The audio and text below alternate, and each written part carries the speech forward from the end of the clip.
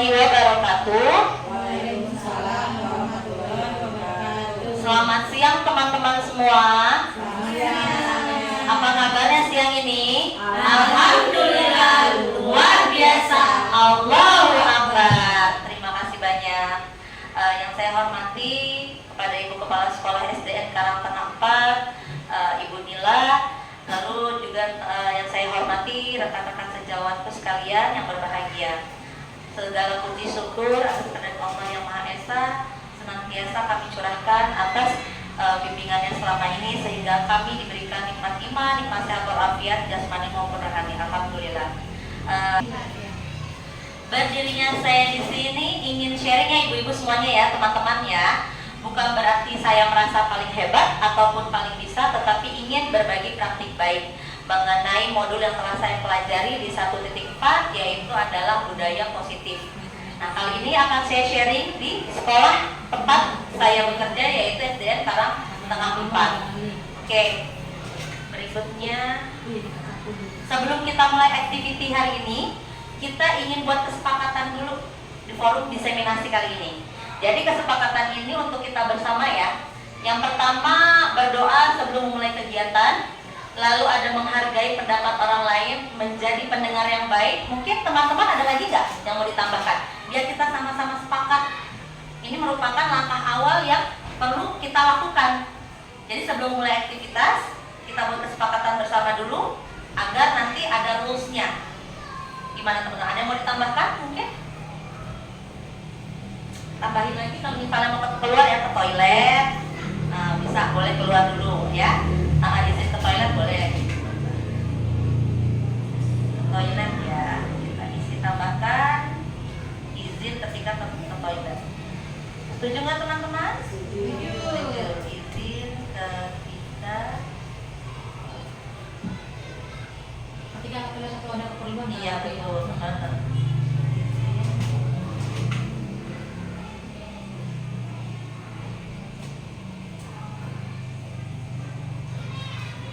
Keluar jika ada keperluan.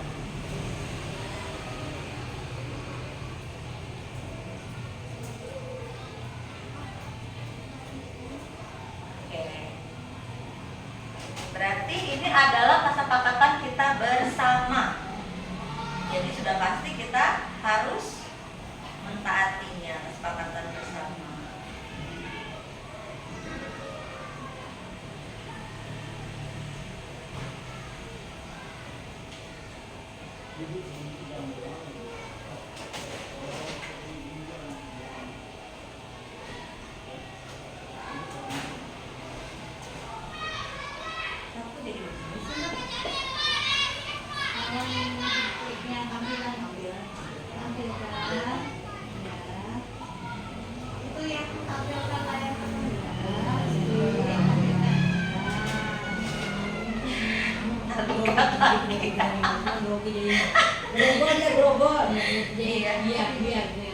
Oke, saya akan membacakan kesepakatan kembali ya pada forum diseminasi kali ini, yaitu yang pertama, berdoa sebelum memulai kegiatan. Yang kedua, menghargai pendapat orang lain. Yang ketiga, menjadi pendengar yang baik. Dan yang keempat, izin keluar ketika ada keperluan. Sebelum kita memulai kegiatan kali ini, mari kita sama-sama membaca basmalah terlebih dahulu agar kegiatan diseminasi kali ini berjalan dengan lancar. Amin ya rabbal alamin. Bismillahirrahmanirrahim. Oke. Nah, teman-teman semua, untuk konsep budaya positif ya. Budaya positif ini terdiri dari 6 aspek atau 6 konsep. Sebelumnya saya ingin menginfokan bahwa seorang guru yang baik itu harus memiliki kemampuan dalam mewujudkan budaya positif di sekolah. Nah, terdiri dari 6. Yang pertama adalah disiplin positif, yang kedua yaitu motivasi perilaku manusia, yang ketiga keyakinan sekolah atau kelas, yang keempat adalah kebutuhan dasar manusia, yang kelima yaitu posisi kontrol restitusi, dan yang keenam yaitu segitiga restitusi. Ini akan kita bahas bersama. Yang pertama yaitu adalah disiplin positif. Teman-teman mungkin sudah mengetahui untuk kata disiplin positif ya, sudah banyak digaungkan selama ini. Mungkin ada yang bisa memberikan contoh seperti apa sih disiplin positif menurut ibu-ibu sekalian nih, menurut teman-teman bagaimana? Ya, Miss Fitri boleh? Disiplin positif menurut saya mengikuti aturan yang telah disepakati, seperti misalnya hal kecil aja. Ketika melepas sepatu, kita letakkan sepatu itu di rak sepatu. Contoh kecilnya aja. Oke. Ya, tepat sekali. Berikutnya ada yang mau menambahkan Bu Sri atau Bu Yanti? Menurut Bu Sri atau Bu Yanti, disiplin positif itu seperti apa? Ya, saya sepakat dengan Miss Fitri ya. Disiplin positif itu mengikuti sesuai aturan yang sudah berlaku ya. Contohnya seperti datang tepat waktu gitu, mengikuti upacara atau memakai seragam ya. Kayak sekarang ini Hari Kesadaran Nasional, memakai seragam Polri seperti itu ya. Iya, betul sekali. Iya, tepat sekali ya. Lalu Bu Sri Nuryani mungkin pendapatnya bagaimana mengenai disiplin positif menurut pandangan Bu Sri Nuryani sendiri bagaimana? Saya setuju dengan pendapat Bu Fitri dan Bu Yanti. Mungkin saya ingin menambahkan sedikit. Apabila anak itu ada PR, dia tidak membawa ke PR, maka kita harus memberikan apa sih namanya ya teguran. Ya. Tepat sekali. Oke, tepuk tangan dulu buat jawaban teman-teman semuanya. Benar. Oke, izinkan saya menyampaikan ya, disiplin positif yaitu suatu cara penerapan disiplin yang mengajarkan anak lebih bertanggung jawab dan menumbuhkan kesadaran diri berdasarkan nilai-nilai kebajikan. Nah, nilai-nilai kebajikan sekarang. Menurut teman-teman semuanya nih, coba sebutkan menurut pandangan masing-masing nilai-nilai kebajikan yang seperti apa sih? Mungkin Miss Dia, boleh? Assalamualaikum warahmatullahi wabarakatuh. Waalaikumsalam warahmatullahi wabarakatuh. Menurut saya nilai-nilai kebajikan yang diterapkan anak-anak itu contohnya itu seperti setiap awal masuk itu kan kita ada berdoa bersama ya, berarti anak itu kita sudah tanamkan nilai positifnya itu untuk taat sama yang menciptakan sama Allah. Itu satu. Terus yang kedua nilai kebajikannya itu mereka juga seandainya di kelas itu ada yang kehilangan barang, saya tanamkan itu untuk bersikap jujur. Nah, mungkin itu salah satu contoh dari nilai kebajikan yang bisa diterapkan di sekolah. Terima kasih. Terima kasih untuk dia. Iya, teman-teman semua. Pastinya disiplin positif ini kita bentuk ada kerjasama. Jadi kita bisa dilakukan sendiri. Karena ini berkaitan dengan tujuan daripada pendidikan untuk anak murid kita bersama. Nah, di sini tujuan disiplin positifnya yaitu lebih ke arah disiplin diri yang dapat mengontrol diri dalam melakukan segala tindakan yang dilakukan. Jadi kita berupaya bagaimana caranya agar anak memiliki kesadaran pada dirinya sendiri. Jadi bukan hanya karena atas dasar peraturan yang ada, tetapi lebih kepada menanamkan daripada jati dirinya dari dalam diri mereka masing-masing. Disiplin diri juga dapat membuat murid memahami dan menyadari suatu tindakan berdasarkan motivasi internal, bukan akibat paksaan, ujian ataupun hukuman. Karena yang selama ini kita alami, kebanyakan anak-anak mentaati aturan yang ada itu atau bersikap disiplin karena takut agar patuh sama guru, takut karena adanya hukuman atau punishment atau ingin mendapatkan pujian. Itu merupakan disiplin daripada eksternal. Tapi kita menemukan bagaimana caranya anak bisa bertanggung jawab lebih pada dari mereka masing-masing, yaitu inner dari internalnya mereka. Nah, di sini berkaitan dengan karakteristik daripada profil pelajar Pancasila. Ada berapa dimensi teman-teman? Masih ingat? 6. Betul sekali. Yuk kita sebutkan. Ada yang namanya beriman, bertakwa kepada Tuhan Yang Maha Esa, lalu bermandiri, lalu bernalar kritis, kreatif, gotong royong, dan berpikiran global. Ini adalah nilai-nilai profil Pancasila yang kita harapkan pastinya daripada penilaian disiplin positif yang kita tanamkan selama ini. Nah, bagaimana implikasinya, implementasinya? Contoh misalkan kita mengadakan menyambut anak tiap pagi. Nah, itu merupakan salah satu contoh disiplin positif juga.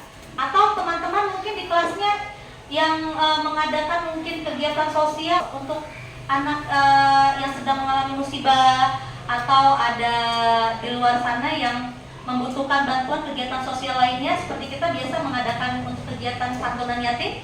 Ya, nah itu juga salah satu daripada nilai aspek mana? Aspek beriman, bertakwa kepada Tuhan Yang Maha Esa dan berakhlak mulia.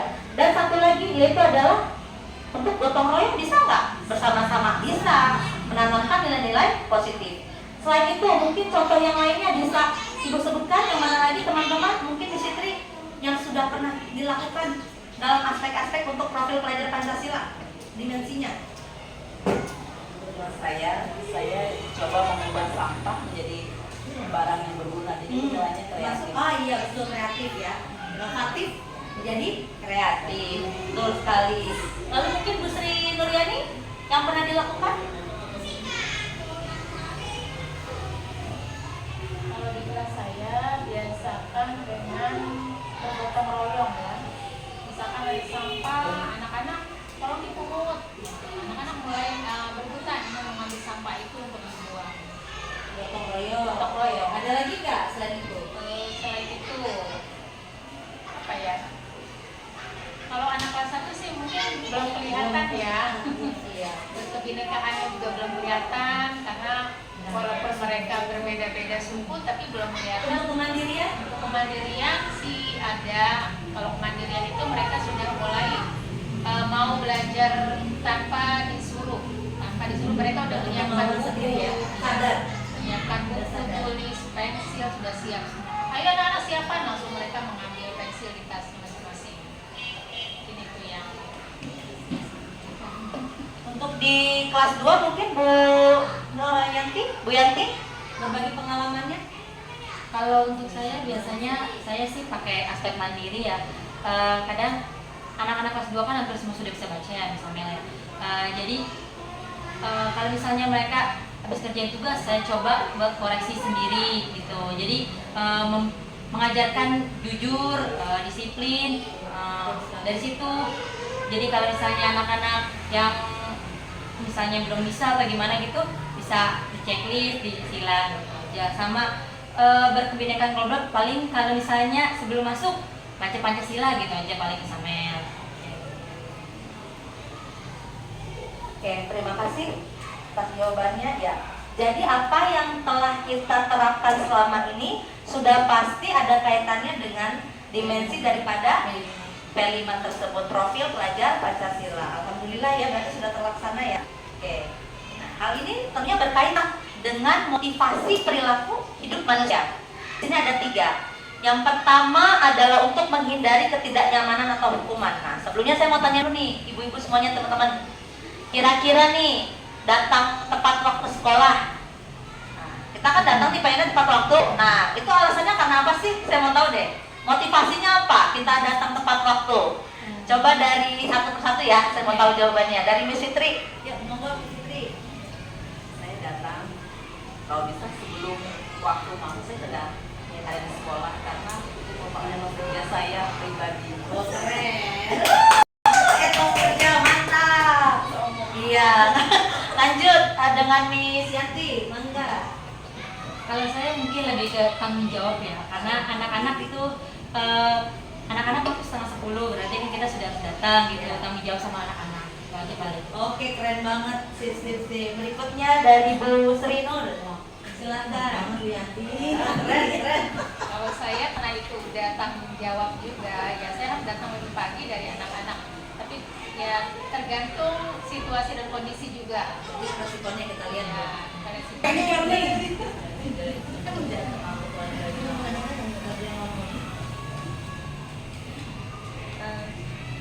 menurut saya hampir sama sih sama Miss Fitri, yang ganti Bu Sri, yang namanya disiplin waktu itu sudah pasti ya, sudah pasti, bukan karena kalau kita datang telat kan nanti pimpinan akan marah, enggak, tapi memang sudah kesadaran akan tanggung jawab kita sendiri. Itu saja. Keren. Wah, keren, mantap. Oke, berarti ada kaitannya nih dengan motivasi perilaku manusia. Coba kita cek. Yang pertama kan tadi untuk menghindari ketidaknyamanan atau hukuman. Lalu yang kedua, untuk mendapatkan imbalan atau penghargaan dari orang lain. Wih, kerennya dia datang on time dan lain sebagainya. Biar aku dipuji, biar aku disanjung. Nah, ya yang kedua poinnya. Lalu yang ketiga, untuk menjadi orang yang mereka inginkan dan menghargai diri sendiri dengan nilai-nilai yang mereka percaya. Nah, kira-kira nih, kita refleksi. Posisi kita ada di nomor berapa? 1, 2, atau 3 kira-kira? 3. Iya. Tepuk tangan buat ketiga, keren. Betul sekali. Posisi yang terbaik memang di 3. Berarti sudah menyadari maksud daripada motivasi perilaku manusia, dan kita berada di posisi yang menurut teman-teman ini nomor 1, 2, atau 3? 3. Alhamdulillah sudah 3. Untuk nomor 1 dan nomor 2 ini merupakan sikap daripada perilaku eksternal dari luar. Sedangkan yang kita butuhkan atau yang paling baik adalah perilaku daripada internal. Ini merupakan sesuai daripada tujuan budaya positif tersebut. Ya, kesadaran diri sendiri. Betul sekali. Jadi kalau misalnya kita datang on time, kita bekerja lebih baik, bukan berarti ingin iming-iming hadiah ya. Bahkan mungkin ya hadiah apa yang mau kita dapatkan ya. Betul. Jadi kita tergugah daripada diri sendiri, dan dalam hati kita yang merasa ini adalah tanggung jawab saya sebagai pengajar, kita guru, digugu dan ditiru. Sudah pastinya internal yang harus kita adakan ya. Berikutnya yaitu adalah keyakinan sekolah atau kelas. Nah, keyakinan sekolah atau kelas merupakan guru di sini berperan dalam mewujudkan terbentuknya keyakinan sekolah atau kelas dengan adanya kesepakatan antara guru dan murid. Lalu keyakinan sekolah atau kelas berupa pernyataan-pernyataan yang sifatnya universal, yang mudah diingat dan dipahami dan harus diterapkan di lingkungan sekolah. Jadi sifatnya universal. Kalau misalnya untuk keyakinan sekolah atau kelas, nah ini kita bentuk berdasarkan kesepakatan antara guru dan juga murid. Jadi kalau sudah dibuat kesepakatan, keyakinan tersebut akan memudahkan anak untuk mengikuti rules-nya, aturannya. Jadi bukan berdasarkan hanya takut, tapi dia sadar, oh ini yang sudah disepakati, yang sudah kita inginkan, kita harapkan, kita sepakati bersama. Ya, apakah di kelas teman-teman sudah dibuat keyakinan kelas? Sudah, ya, keyakinan kelas atau keyakinan sekolah. Nah ini salah satu contoh keyakinan di kelas 1A SD Karangtengah 4. Ada menaati peraturan sekolah, saling tolong menolong, lalu menjaga ketertiban dalam kelas, berperilaku sopan dan santun, menjaga kebersihan lingkungan, hadir tepat waktu dan aktif di kelas pada saat pembelajaran. Jadi kalau misalnya teman-teman sudah melakukan keyakinan kelas tersebut, ketika ada anak-anak yang melanggar, kita arahkan anak tersebut. Tadi kesepakatan atau keyakinan kelas kita bagaimana? Apakah menurut kamu melanggar tidak? Salah tidak? Jadi kita giring anak tersebut menyadari bahwa pentingnya daripada keyakinan kelas, kan kita sudah sepakat bersama-sama buat atas apa yang kita harapkan. Kita mau kelas yang bagaimana anak-anak? Kita tanyakan ke anak-anak, oh mau kelas yang rapi misalnya atau nyaman. Nanti kalau kelasnya mau nyaman, apa nih yang harus kita perbaiki? Apa yang harus kita tingkatkan? Yang pertama, merapikan alat kebersihan pada tempatnya. Itu kan sifatnya masih universal. Kelas nyaman, nyamannya dalam kategori apa? Bersihnya kah? Ruangannya kah? Jadi itu sifatnya masih universal. Kita ringkas, kita jadikan itu kesepakatan. Jadi dari sifatnya universal umum, keyakinan, kita ringkas, kita tarik kesimpulan, kita jadikan itu merupakan yang lebih kecil lagi maknanya, jadi lebih spesifik. Itu namanya kesepakatan kelas. Alhamdulillah jika teman-teman sudah melakukan hal tersebut ya. Jadi kita bisa mengarahkan kita agar oke, sekarang kita mau ice breaking dulu nih teman-teman nih, biar nggak ngantuk, biar tidak ngantuk ya. Kita ice breaking dulu. Yuk sama-sama.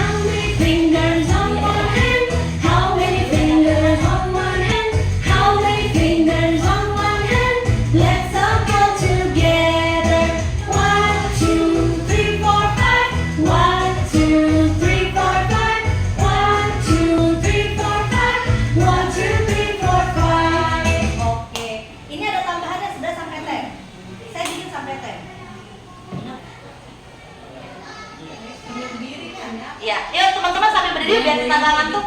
Yuk kita sambil berdiri ya, biar nggak ngantuk. Oke. Nanti sampai 10, tapi 10-nya nggak pakai musik. Kita tambahkan. How many fingers on two hands? How many fingers on two hands? How many fingers on two hands? Let's count all together. 1, 2, 3, 4, 5, 6, 7, 8, 9, 10. 1, 2, 3, 4, 5, 6, 7, 8, 9, 10. Bisa ya, kita pertama pakai musik, yang kedua enggak ya, karena ini enggak ditambah. How many fingers on one hand? How many fingers on one hand? How many fingers on one hand? Let's count all together. 1, 2, 3, 4, 5. 1, 2, 3, 4, 5. 1, 2, 3, 4, 5. 1, 2, 3, 4, 5. 1, 2, 3, 4, 5. Lagi. How many fingers on two hands? How many fingers on two hands? How many fingers on two hands? Let's count all together. 1, 2, 3, 4, 5, 6, 7, 8, 9, 10. 1, 2, 3, 4, 5, 6, 7, 8, 9, 10. Oke, terima kasih. Ya, alhamdulillah ya. Ini merupakan salah satu ice breaking yang menurut saya good buat anak pertama kelas rendah. Mungkin kalau untuk kelas besarnya nanti bisa disesuaikan kembali. Entah itu jadi divided atau addition atau subtraction ya. Bisa di-combine ya, karena lebih kreatif kayaknya guru atas nih ya, kelas atas. Oke, kita lanjut. Tadi sudah sampai, keyakinan sekolah atau kelas yang sudah dibuat masing-masing kelas. Berdasarkan kesepakatan ya pastinya ya, kesepakatan antara guru dan siswa. Jadi nanti ketika ada anak yang melanggar, bisa diarahkan untuk mengingatkan kembali. Kesepakatannya masih ingat nggak yang sudah dibuat? Anak-anak masih ingat nggak kesepakatan apa yang sudah kita buat seperti itu ya? Lanjut, kebutuhan dasar manusia. Tadi sudah motivasi daripada si perilaku manusia. Ada 3, masih ingat nggak yang tadi? Yang pertama adanya, iya betul, ingin mendapat penghargaan. Semoga kita tidak ya, tidak. Jadi kita tidak mengharapkan imbalan jika lebih rajin bekerjanya sesuai aturan. Etos kerja yang kita miliki sudah tertanam sebelumnya, karena kita sadar betul bahwa tugas kita sebagai pendidik bukan hanya mengajar saja, pergi datang, selesai mengajar lalu pulang. Tapi kita lebih kepada guru, digugu dan ditiru. Pastinya setiap guru memiliki nilai dan peran guru di sekolah. Jadi kita bukan hanya sebagai fisik aja datang ke sekolah, ya sudah datang, udah selesai ngajar ya udah pulang. Nggak mau upgrade diri juga, nggak mau tahu perihal perkembangan anak didik kita, nggak mau laporan, nggak mau mendengarkan laporan di sekolah bagaimana murid-murid kita perkembangannya.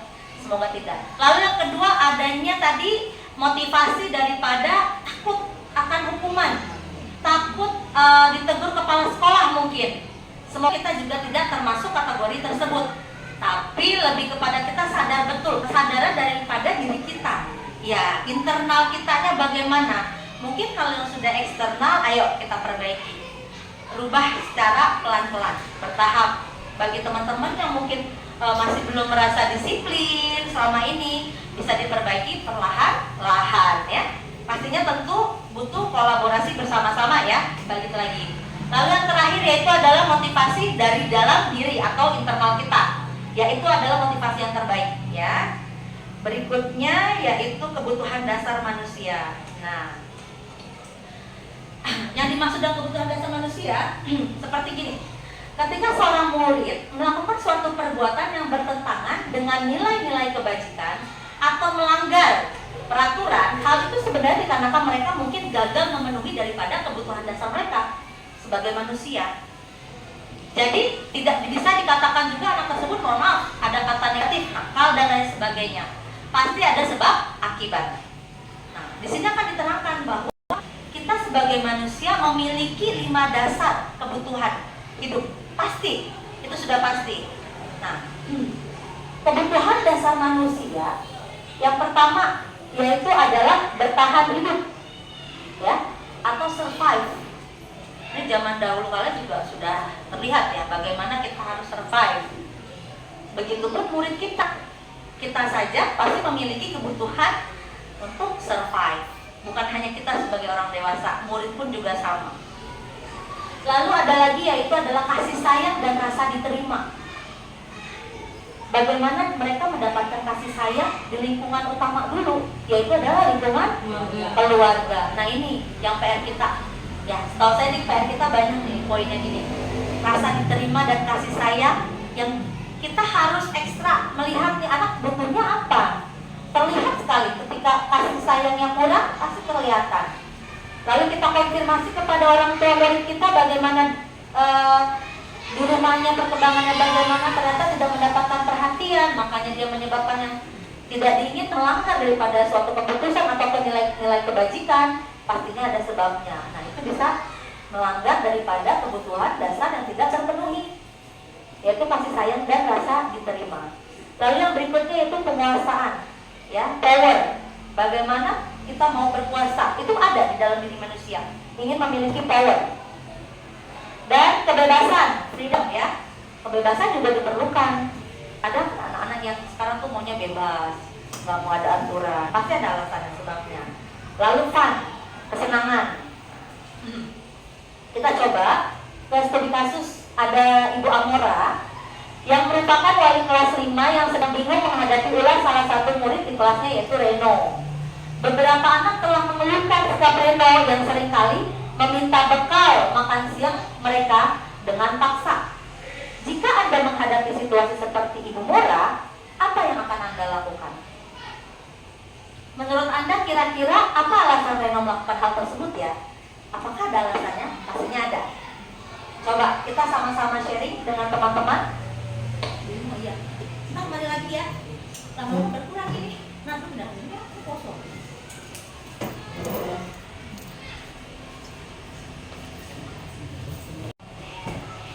Udah mulai nak? Ayo kita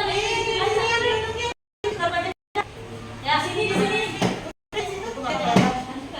Yuk.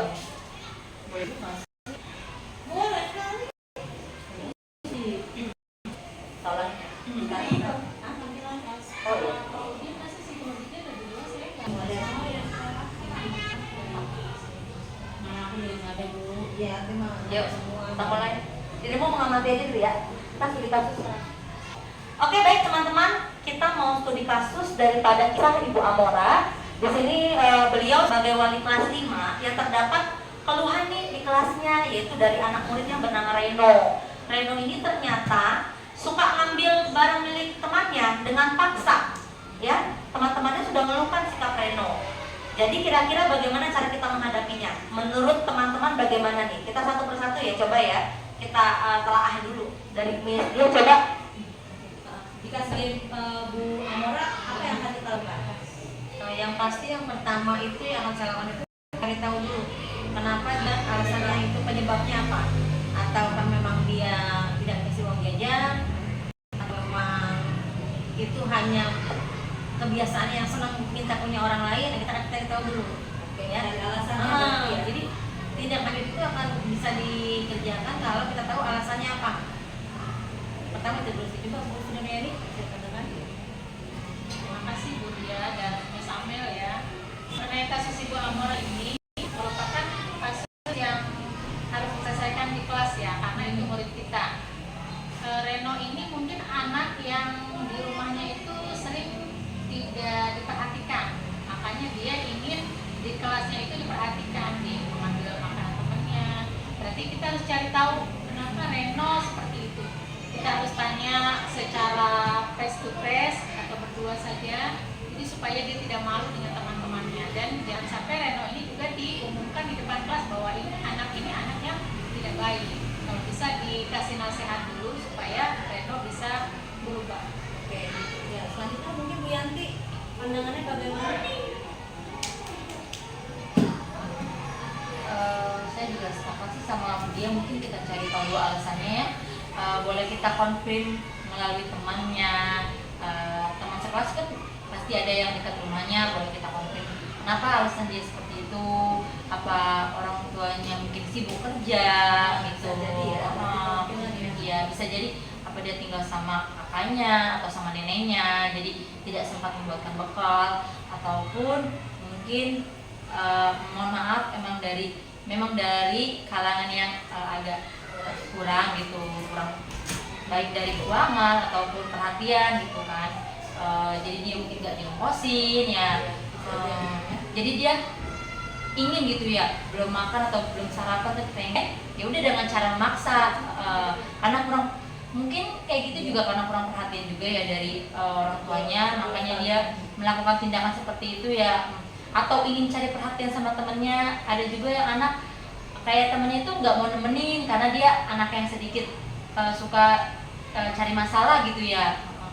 Pada intinya mungkin dia pengen apa ya, pengen mencari teman atau pengen dianggap gitu ya, pengen dianggap ada, mungkin seperti itu. Makanya dia coba isengin temennya, ambil sana sini ke temennya. Mungkin itu aja sih misalnya menurut saya. Terima kasih. Bu Nadia, Miss Nadia, bagaimana tanggapannya jika sebagai Ibu Amora mungkin punya pandangan tersendiri kepada kasus yang dihadapi oleh Bu Amora dan Reno?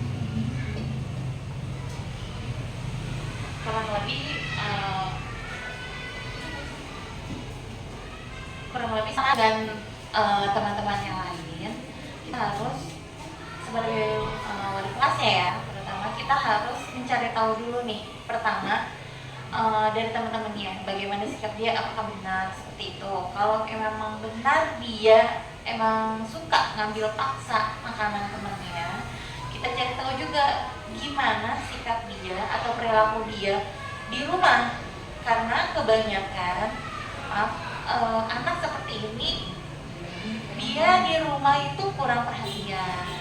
Satu, karena orang tuanya sibuk kerja ya. Dua, dia terlalu, bisa jadi juga dia terlalu dikekang dengan oleh orang tuanya. Jadi dia dikekang sama orang tuanya, pas di luar dia ngerasa nggak ada orang tuanya, dia bebas, dia mau ngelakuin apa aja terserah dia gitu. Nggak bakalan ada yang marahin dia, nggak bakalan ada yang menghukum dia kayak gitu. Jadi intinya ya harus dicari tahu akar permasalahannya, baik di sekolah bagaimana, di rumah bagaimana. Kita harus pendekatan juga ke orang tua dan harus koordinasi yang penting dengan orang tua. Bagaimana nih agar anak tidak si Reno ini tidak berulah seperti ini lagi gitu, atau menjadi pribadi yang lebih baik. Terima kasih jawaban dari teman-teman. Semangat ya, tetap ya. Ayo tepuk tangan dulu. Oke. Iya, kasus Bu Amora ini yang sering kita hadapin ya pastinya ya. Reno yang notabene sebagai anak ini mengambil bekal temannya dengan paksa yang sudah meresahkan teman-temannya. Di sini ada alasan yang pertama nih, coba kita pelajari. Yang pertama, Reno lapar dan orang tuanya tidak membawakan bekal makan siang.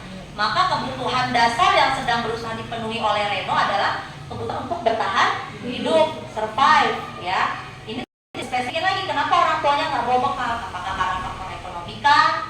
Apakah karena sibuk? Intinya tidak diberikan bekal. Jadi mau nggak mau dia untuk bertahan hidup daripada kelaparan, ya ambil punya temannya. Padahal itu dengan cara yang salah ya. Lanjut. Yang untuk alasan Reno yang kedua, karena Reno merasa senang temannya jadi memperhatikan dia ya, seperti caper ya berarti ya. Ketika temannya melaporkan tindakan itu pada gurunya dan gurunya memberitahu orang tua Reno, sehingga orang tuanya jadi memperhatikan Reno lagi nih. Yang tadinya mama sibuk kerja kah mungkin ya, tidak kurang perhatian kepada Reno, akhirnya dia berulah, lalu temannya lapor ke gurunya follow up ke orang tuanya, dipanggil deh mamanya, asik gitu ya, asik mamaku dipanggil nih. Ada tuh perasaan seperti itu ternyata ya. Lalu datang orang tuanya jadi memperhatikan Reno habis itu. Maka kebutuhan dasar yang sedang dipenuhi Reno adalah kebutuhan kasih sayang dan rasa diterima. Kebanyakan ini sih yang kita hadapi kalau saya ya pribadi ya. Mungkin hampir sama dengan teman-teman yang lainnya, cuma nggak di kasus dalam arti mengambil barang teman dengan paksa ya, tapi mungkin kasus yang berbeda. Ngisengin teman. Betul, ngisengin teman, usil sama temennya nggak salah, tiba-tiba ya dibercandain sampai kelewat.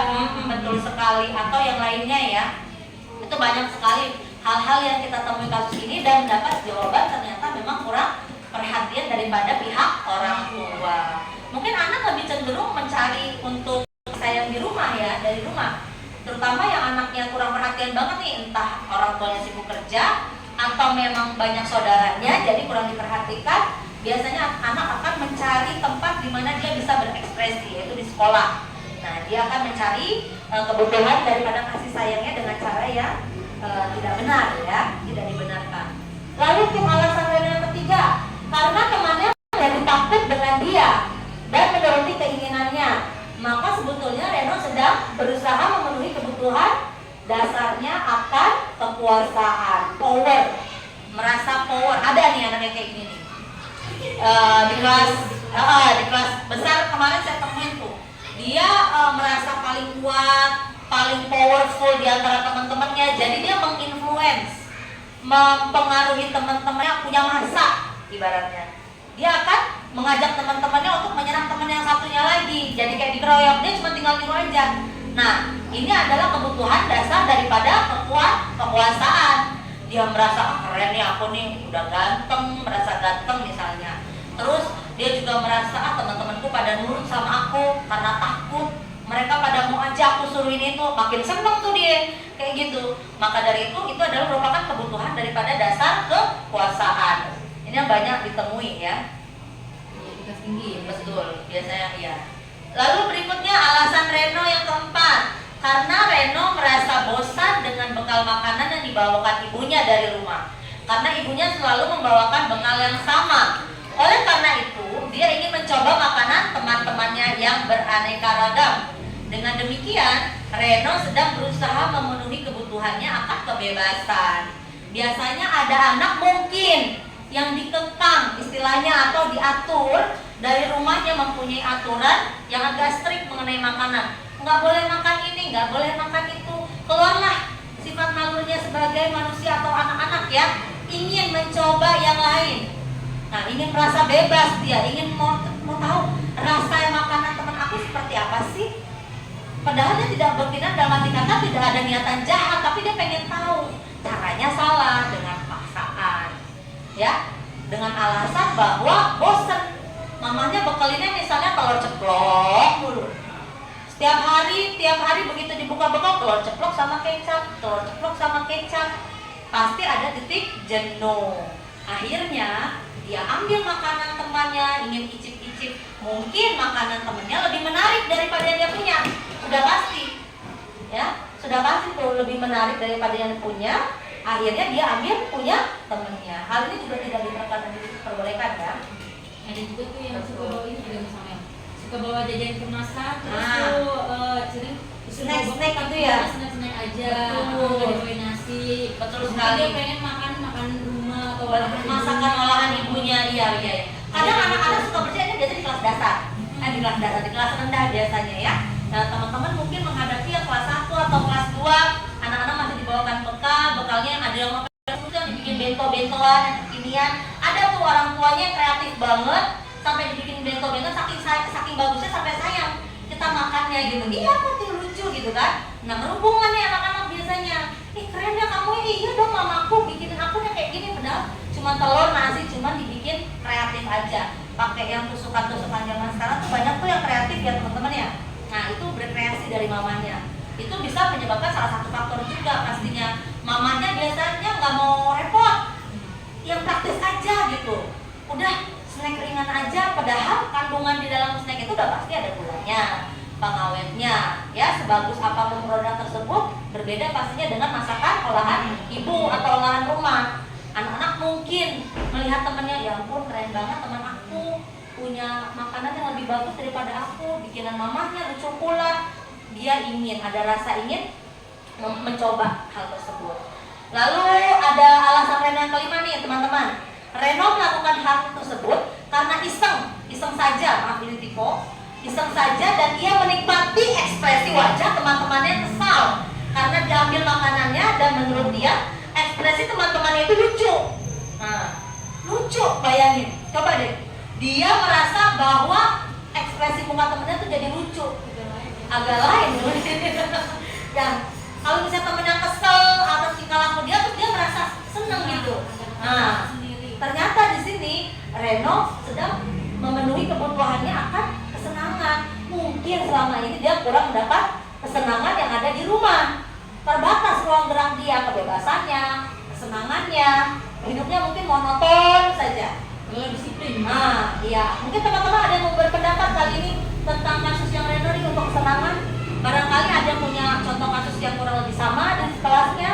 Bu Yunita mungkin udah coba mau sharing sama kami-kami kelas tinggi. Tadi kan kelas rendah kebanyakan tuh ya, karena kan masalah bekal, ya kan, perhatian. Mungkin dari hal kesenangan nih yang notabene kata iseng, ya kan? Dari iseng menikmati ekspresi wajah teman-temannya yang ya aku seneng banget, dia diinin gitu, bisa dia nangis, dia sedih gitu. Mungkin ada pengalaman kasusnya Bu Yunita?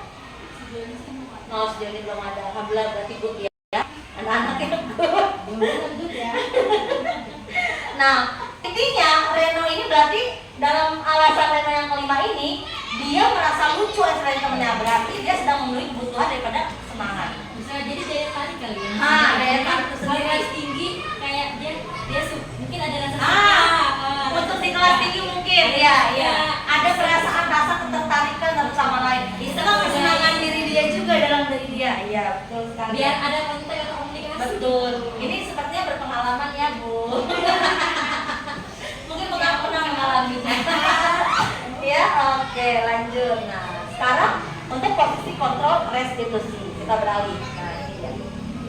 Ketika anak melakukan kesalahan nih, teman-teman, biasanya kita sebagai guru sekarang nih, posisi kontrol kita sebagai guru seperti apa? Di sini ada posisi kontrol yang sebagai penghukum, lalu ada sebagai pembuat merasa bersalah, lalu guru sebagai teman, guru sebagai pemantau, atau guru sebagai manajer. Masing-masing di sini ada peranannya berbeda-beda. Ya, posisi kontrol restitusi. Cara menyelesaikan masalah ketika anak menghadapi masalah atau problem, kita di posisi yang mana sih? Gitu. Ya, di sini kan ada yang sebagai penghukum, lalu ada yang pembuat merasa bersalah sebagai teman, lalu sebagai hanya pemantau, dan sebagai manajer. Mungkin teman-teman ada yang mau sharing untuk ada masalah apa di kelas, lalu cara menanganinya bagaimana? Ada yang mau di-sharing mungkin sebelum kita ke materinya? Atau kita ke materi dulu biar ada gambaran ya?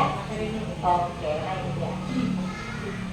Di sini ada table di mana posisi kita ya, guru ya.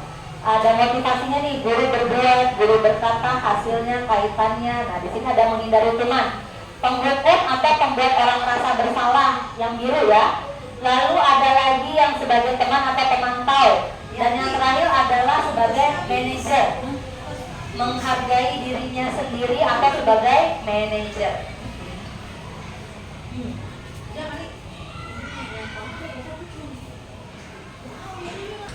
Baik teman-teman, di sini untuk 5 posisi kontrol kita sebagai guru ya. 5 posisi kontrol kita sebagai guru ya.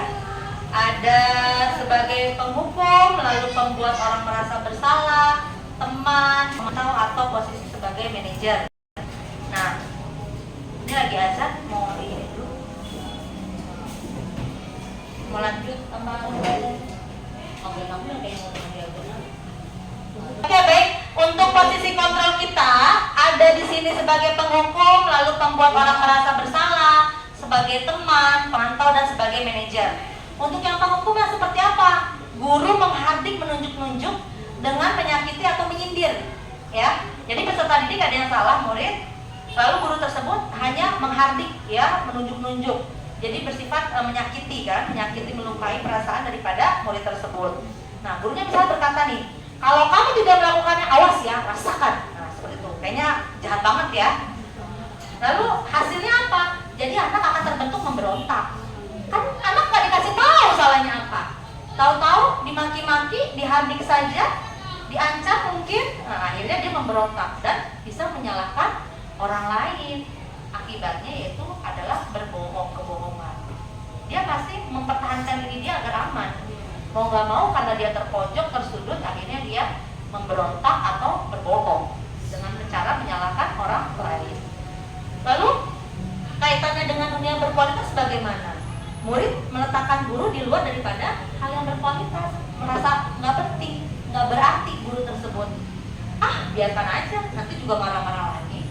Kesannya jadi masuk kuping kanan, keluar kuping kiri, karena tidak didengar, murid tersebut tidak dihargai. Nah, dampak pada murid yaitu mengulangi kesalahan yang sama karena dia merasa tidak dihargai ya. Lalu bagaimana dengan contoh membuat orang merasa bersalah? Nah, seperti misalnya nih gurunya berceramah dan mengatakan seharusnya kamu tuh seperti ini nak, misalnya kecewa sama kamu, itu kecewa sama kamu. Jadi menempatkan posisi anak, kok jadi aku yang salah ya? Dia merasa bersalah seperti itu. Kamu harusnya udah tahu, ibu kan lelah banget ngomong. Saya udah bilang berkali-kali, capek loh, seperti itu. Itu juga membuat orang merasa bersalah. Lalu hasilnya apa? Akhirnya murid merasa gak enak kan? Akhirnya dia menyembunyikan fakta, menyembunyikan kasus tersebut, bilang gak ada apa-apa, baik-baik aja, dan dampaknya bohong. Ya kan, kebohongan lagi yang akan diberikan oleh murid tersebut. Nah, murid ini meletakkan gurunya di mana? Di dalam dunia cukup berkualitas, tapi dengan cara seperti itu tadi. Aku yang salah, aku yang merasa bersalah. Nah, muridnya berkata, iya miss, maafin saya ya, saya udah salah ma miss. Padahal kita belum tahu salahnya di mana anak tersebut. Kita yang sudah memposisikan diri kita benar, anak tersebut merasa bersalah dengan perkataan kita, seolah-olah kita yang benar, padahal kita belum cari tahu informasi sebenarnya. Nah, di sini murid akan merasa apa cenderung hasilnya? Rendah diri, tidak berarti, merasa bersalah, apalagi anak yang sensitif, udah makin terpojok, makin terpendam dia. Nah, sedangkan ada posisi guru sebagai teman yang seperti apa? Misalnya membuat alasan nih buat murid-muridnya, ayolah lakukan demi ibu, masa gitu aja nggak bisa sih kamu ngerjain, ayolah, biasanya juga bisa kok. Kita bukan yang nggak berwibawa ya, tapi lebih memposisikan murid kita sebagai teman, friend. Walaupun kita friendly misalnya, kita mungkin ramah, tapi kefriendlian kita ini disalahartikan oleh murid kita anggapnya jadi seperti teman juga, seperti itu. Jadinya sifatnya apa? Ketergantungan murid tersebut. Dikit-dikit gampang kok sama miss, kan anggap kita misalnya, miss kita udah ngerjain tugas nih miss bantuin dong, miss ajarin dong, karena menganggapnya apa? Sebagai teman, tidak menyelesaikan sebagai seharusnya kita guru. Murid akan ketergantungan juga kepada kita, seperti itu. Nah, di sini murid berpikir bahwa guru atau bapak guru atau ibu guru itu kok jadi kayak teman saya ya. Nah, jadi mereka merasa lemah, tidak kuat, apa-apa dikit-dikit di backup sama guru tersebut, tidak mandiri, tergantung juga ya. Lalu mantau, sebagai pemantau bagaimana menghitung dan mengukur. Misalnya gini, ada kesalahan anak tersebut, langsung kamu tahu nggak aturannya apa? Cuma mantau doang, ada peraturannya? Tahu kan peraturannya harus bagaimana? Nah, seperti itu. Nah, di sini hasilnya apa? Menyesuaikan diri. Kalau misalnya dia salah, ya bu saya udah tahu saya salah, udah nebak diri dia bahwa dia tuh salah, seperti itu. Karena gurunya cuma nanya apa peraturannya, kenapa datang terlambat. Udah tahu kan aturannya, hanya memantau saja, tidak mendidik, menuntun secara perlahan salahnya di mana, apa yang harus dilakukan anak tersebut kalau misalnya salah. Nah, di sini kemudian berkata, berapa banyak bintang yang saya harus peroleh, berapa halaman yang harus saya tulis. Jadi dia bertanya-tanya, nggak pede, ya, menitik beratkan sanksi atau hadiah untuk dirinya. Dia merasa bahwa kalau misalnya dia udah bergantung sama gurunya cuma memantau aja, nanti akan memberikan sanksi, ya udah sekedarnya saja, seperti itu. Lalu sebagai manajer, nah ini merupakan identitas yang berhasil ya. Bagaimana kita sebagai manajer? Kita mengajukan pertanyaan step by stepnya. Apa yang kita yakini? Masih ingat nggak kesepakatan kelasnya bagaimana? Ini ada salah. Kita jangan langsung hukum dia bersalah. Kita tanya dulu, kita gini. Kita bikin sadar dia dulu, sesadar-sadarnya. Jadi penegakan hukumannya ini bukan hukuman secara fisik maupun verbal, tapi lebih kepada menyadarkan murid tersebut akan tindakannya salah atau benar dengan pertanyaan-pertanyaan yang mensupport. Jadi bukan pertanyaan yang langsung menghardik dan lain sebagainya, tapi kita tanya, kamu tahu nggak kenapa dipanggil sama Miss ke sini, ke ruang guru atau ruang kepala sekolah atau ke depan? Ya, ngomongnya juga baik-baik, face to face, berdua di tempat yang nyaman, mungkin lebih enak, ya, merasa private, merasa privacy kan. Kamu tahu nggak kenapa dipanggil Miss ke sini? Apalagi anak yang udah kelas tinggi, mereka pasti udah punya rasa malu kan. Enggak Miss, atau mungkin tahu, ya Miss tadi aku berbuat seperti ini. Nah, itu merupakan validasi sebenarnya. Dia sudah digiring mengenal identitasnya dia, bahwa udah ketahuan nih kayaknya nih Missnya udah mengidentifikasi dirinya sendiri, identitas dirinya udah ada. Aku dipanggil ke sini kayaknya ada something nih. Gitu. Ya, kita tanya dulu pertanyaannya, contohnya seperti itu. Lalu kalau dia udah menyadari itu, kita tanya lagi, kita kuatkan lagi. Nah, ya, udah tahu misalnya tadi kamu melakukan hal itu. Aja, namanya manusia pasti berbuat salah, tapi kamu harus tahu kamu salah atau benar. Lalu letak kesalahan kamu apa? Bagaimana seharusnya? Memang kesalahan itu wajar, namanya manusia itu semua salah. Kita membenarkan, berarti memvalidasi kan, membenarkan kelakuan dia itu salah dan diwajarkan, diperbolehkan istilahnya. Tapi harus ada kata tapinya, maksudnya kita menekankan bahwa sesuatu yang dilakukan itu salah bukan pada tempatnya. Contoh mengambil barang temannya karena rasa pingin kan. Tadi kan yang tadi kita pelajari ada kebutuhan yang tidak dia kuasai. Misalnya rasa ingin memiliki sesuatu. Ini punya teman aku cakep banget ya, pengen ah. Gitu. Dia belum sadar itu tuh salah kelakuannya. Tapi karena dia rasa ingin memilikinya tinggi, dia ambil punya temannya. Padahal itu sesuatu yang salah tanpa izin. Tanpa izin berarti sama dengan mengambil punya orang lain tanpa izin. Itu merupakan perbuatan yang salah. Nah, ketika kita tanyakan, oh kamu udah tahu kenapa dikalian kesini? Iya miss. Kenapa tadi di kelas ada apa? Iya miss, aku ambil punya kotak pensilnya, misalnya punya Rena misalnya. Kamu tahu itu salah atau benar menurut kamu? Kita tanya balik. Nah, menurut kamu salah atau benar kelakuan kamu itu? Kalau misalnya dia bilang benar, misalnya, ya kamu kita giring. Benar dari mana, sudut pandang mana? Kalau dia mengakui salah, berarti dia udah memvalidasi bahwa diri dia salah. Itu udah mengakui kesalahan, udah luar biasa. Setelah anak tersebut mengakui kesalahan, kita bantu cari solusinya. Ya, kita ingatkan kembali. Oke, kamu tadi udah ngaku nih, ini punya Rena. Ya, berarti kamu udah akui kamu salah. Kamu masih kan nggak kesepakatan kelas kita, keyakinan kelas? Bagaimana? Harus izin jika meminjam. Misalnya, keyakinan kelasnya ada tuh.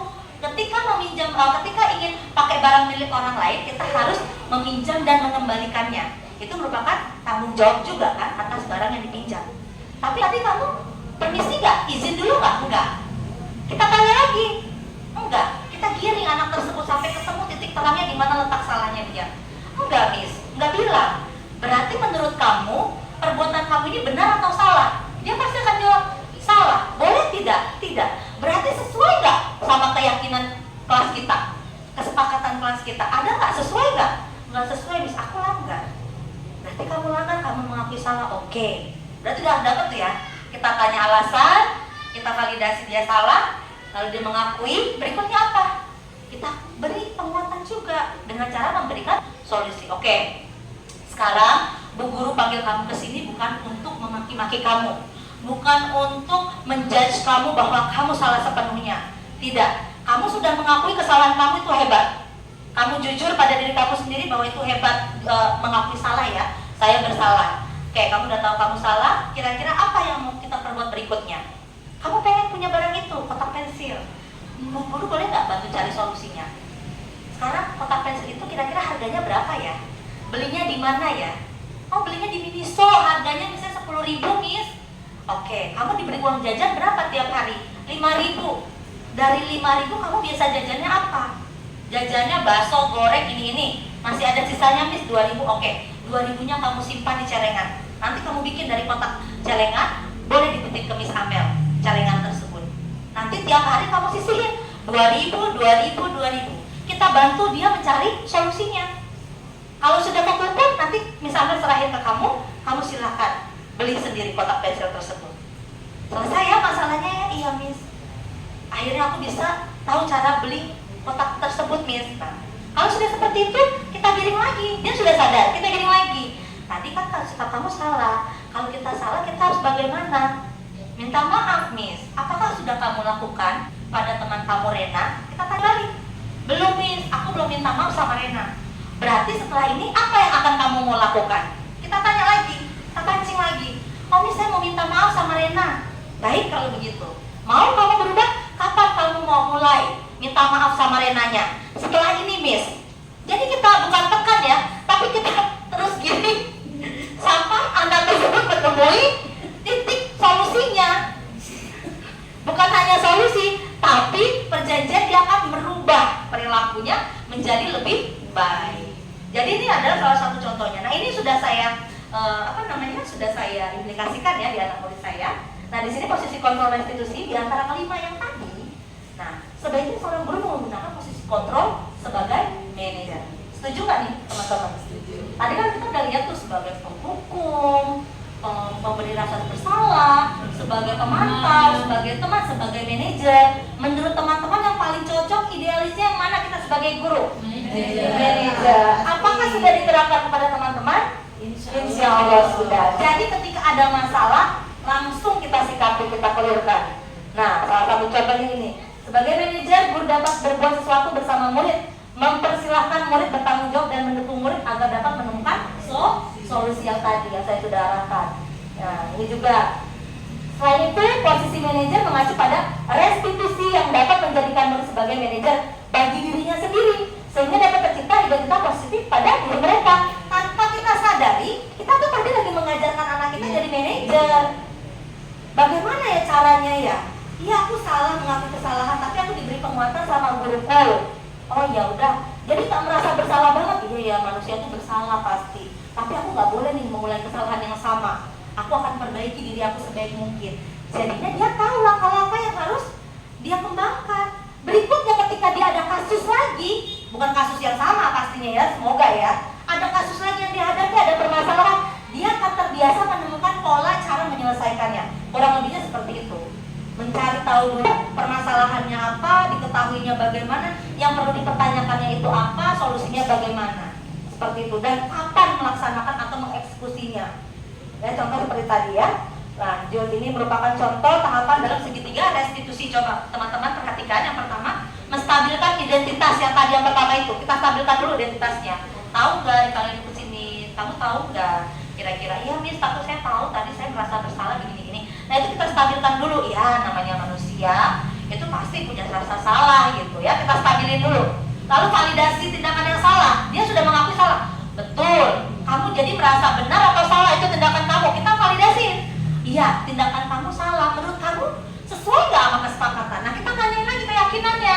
Keyakinan yang udah kita sepakati bersama di awal itu. Keyakinan kelas yang tadi awal itu, mengakui kesalahan, bisa bertanggung jawab dan lain sebagainya. Kalau kita salah, murid salah, kita giring mereka, kita validasi, lalu kita tanyain lagi keyakinannya di kelas. Udah sesuai belum sama keyakinan tersebut? Oh belum Miss, berarti kamu melanggar atau tidak? Melanggar Miss, nah itu berarti membuktikan bahwa dia salah dan mau berubah. Ya, di sini ada segitiga restitusi, validasi tindakan yang salah, lalu menstabilkan identitas dan menanyakan keyakinan. Nah, ini ada contoh-contohnya ya, Bapak Ibu ya, teman-teman ya. Apa alasan kamu melakukan hal yang tidak baik tersebut? Adakah cara lain yang lebih efektif untuk mendapatkan atau memenuhi apa yang kamu butuhkan? Baik, kalau sudah tahu bahwa itu salah, selanjutnya Bapak ingin tahu kalau kamu ingin menjadi orang seperti apa. Ya tadi saya bilang. Terus kamu harus bagaimana setelah ini? Kita tanyain lagi ke murid kita. Bagaimana komitmen kamu untuk mewujudkan keinginan kamu itu? Tadi gimana caranya komitmen? Dengan cara menabung kan? Menabung tiap hari 1.000, 2.000. Ya, rencana apa yang akan kamu lakukan untuk memperbaikinya depannya? Jadi kita memberikan solusi berdasarkan arahan-arahan yang sudah terkontrol seperti ini. Sekian dari saya teman-teman, kurang dan lebih mohon maaf. Semoga apa yang kita sudah sharing di sini dapat bermanfaat bagi kita semua. Mohon maaf atas segala kehilapan saya, kekurangan saya. Terima kasih banyak atas waktu teman-teman semuanya. Saya akhiri pertemuan hari ini. Wabillahi taufiq wal hidayah. Wassalamualaikum warahmatullahi wabarakatuh. Terima kasih.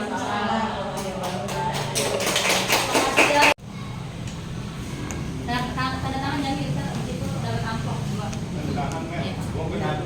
Udah sejati baik, emang Amel lagi ngomel, lagi mau. Assalamualaikum warahmatullahi wabarakatuh. Selamat pagi anak-anak hebat semuanya. Gimana kabarnya hari ini? Baik, yuk sebelum kita mulai pembelajaran coba tetap semangat dulu. Tetap semangat. Semangat. Oke, makasih anak-anak hebat. Hari ini kita mau buat peraturan kelas dan keyakinan kelas. Nah, coba anak-anak tadi di rumah semuanya bangunnya jam berapa nih? Jam 6. Ada yang jam 5 enggak? Enggak ada. Ada enggak? Ada. Ada. Amira pinter. Amira bangun jam 5 ngapain? Sholat, tepuk tangan buat Amira. Hebat. Amira sholat apa? Jam 5-an. Sholat apa? Subuh, pintar sekali, alhamdulillah. Kali kalau dibuka topinya. Nah, iya. Oke anak-anak, yuk kita sama-sama mau buat peraturan kelas dulu nih di sini. Nah, kenapa sih kita mesti ada peraturan, Miss Amel? Hari ini kita mau buat keyakinan kelas. Nah, ada langkah-langkahnya. Yang pertama, kita buat dulu peraturannya nih. Aturan-aturan yang ada di kelas dari harapan kalian mau bagaimana. Yuk kita buat sama-sama kesepakatannya gimana. Yang pertama, Miss Amel beri contoh misalnya, Miss Amel aku mau datang tepat waktu misalnya, berarti tidak boleh terlambat ya? Ya, jangan terlambat, jangan terlambat. Nanti Miss akan menulis di papan ya? Boleh? Boleh nggak Miss tulis di papan? Oke, sebentar Miss Amel ambil spidol.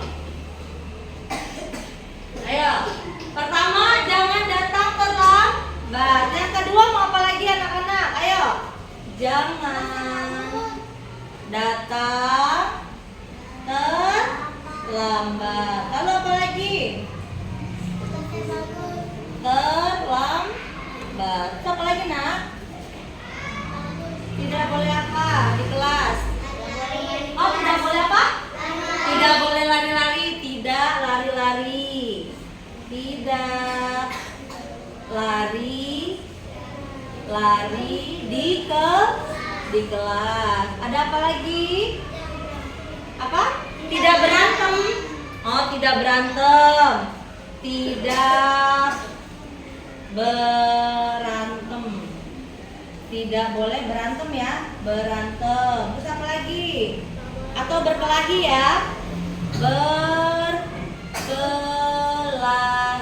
Apa lagi sayang? Tidak apa lagi? Tidak boleh bicara kasar. Pinter. Tidak boleh. Tidak boleh bicara kasar. Lalu kalau misalnya ini apa namanya, mau keluar kelas, bagaimana? Ya berarti tidak boleh keluar kelas, ya tidak boleh keluar kelas, tidak boleh keluar kelas tanpa apa? Keluar kelas tanpa izin.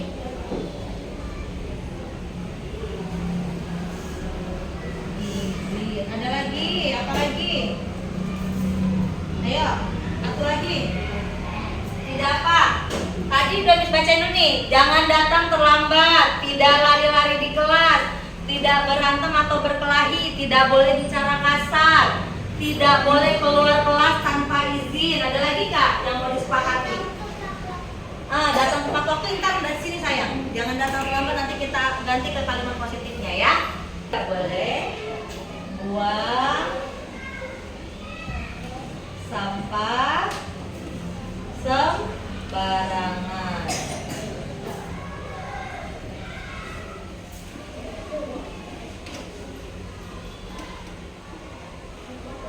Oke, selesai untuk peraturan kelas. Oke, kelasnya sudah ada. Kira-kira nih kalian sepakat nggak? Setuju tidak? Yuk kita baca sama-sama. Yang pertama apa? Jangan datang terlambat. Lalu yang kedua, tidak lari-lari di kelas. Yang ketiga, berantem atau berkelahi. Yang keempat, tidak boleh bicara kasar. Yang kelima, tidak boleh keluar kelas tanpa izin. Yang keenam, tidak boleh buang sampah sembarangan. Setuju? Tepuk tangan dulu. Oke, pintar. Berikutnya ini belum jadi. Ini belum selesai sayang. Ini masih kata-katanya masih ada kata tidak, jangan dan lain-lain.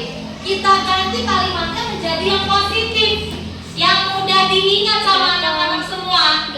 Ya, biar kalian juga bicaranya sopan. Jadi tahu kalimat yang sopan. Kita ganti ya sama-sama ya. Mau? Are you ready? Go. Yuk, yang pertama. Jangan datang terlambat. Kira-kira yang bagusnya jadi apa? Datang tepat waktu. Kita ganti ya. Datang tepat waktu. Good job. Lalu yang kedua, kita baca lagi sama-sama. Tidak lari-lari di kelas. Berarti kalau nggak lari-lari kita apa? Ya? Diam. Apa saya? Duduk diam-diam. Oke, Miss bantu ya kalimatnya menjadi bukan tertib di kelas ya sayangnya. Atau pendengarkan pada saat iya, tertib di kelas. Tertib di kelas. Lalu yang ketiga, tidak berantem dan berkelahi. Berarti saling apa ke teman-teman? Gak boleh berantem atau berkelahi. Saling apa sama teman-teman? Saling? Apa Amira? Yang kencang sayang? Saling menyayang. Mau gak saling menyayangi sama teman-teman? Mau? Mana suaranya mau? Ya sama-sama saling. Saling apa tadi? Menyayangi.